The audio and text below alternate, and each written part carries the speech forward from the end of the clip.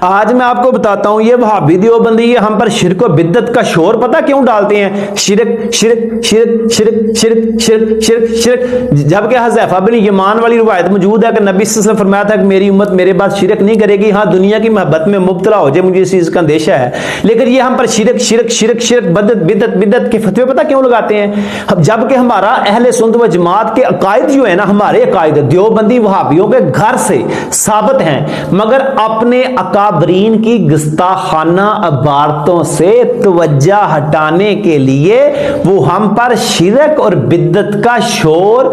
ڈالتے ہیں تاکہ مسلمانوں کی توجہ ان کے اکابرین کی گستاخانہ عبارتوں کی طرف نہ جائے اور ہم بس شرک شرک شرک شرک بدعت بدعت بدعت بدعت، یعنی یہ توحید کو سامنے رکھ کر، اصل میں توحید کے معنی نہیں ہے یہ، لیکن توحید کو سامنے رکھ کر توحید کی آڑ میں یہ اپنے اکابرین کے ایک تو اس گستاخانہ عبارات کو چھپا رہے ہیں جو حسام الحرمین کتاب میں ان کے اکابروں نے نبی صلی اللہ علیہ وسلم کی بدترین گستاخیاں کی اور ان پر کفر کے فتوے لگے، جیسے ان کا بڑا سردار ہے قاسم علی نانوتوی،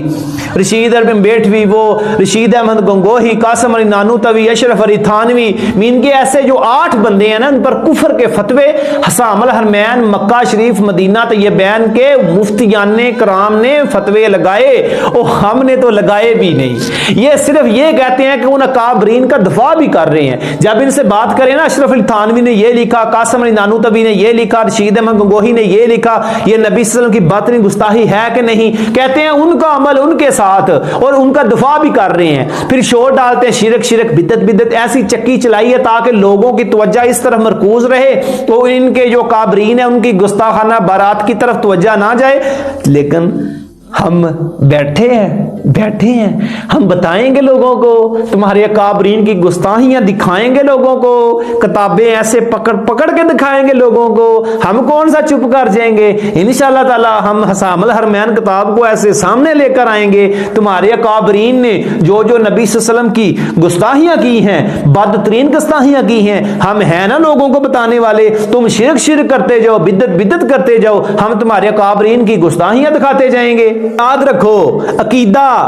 علماء کا نہیں، عقیدہ علماء کا ہوتا ہے، عوام الناس کا نہیں ہوتا، اور ہم سنی جو بدنام ہے نا وہ اپنے جاہل عوام کی وجہ سے، اور تم جو گمراہ ہو نا، تم جو بدنام ہو اپنے ان اکابرین کی وجہ سے جن پر کفر کے فتوے لگے ہیں، جن کا تم دفاع کر رہے ہو۔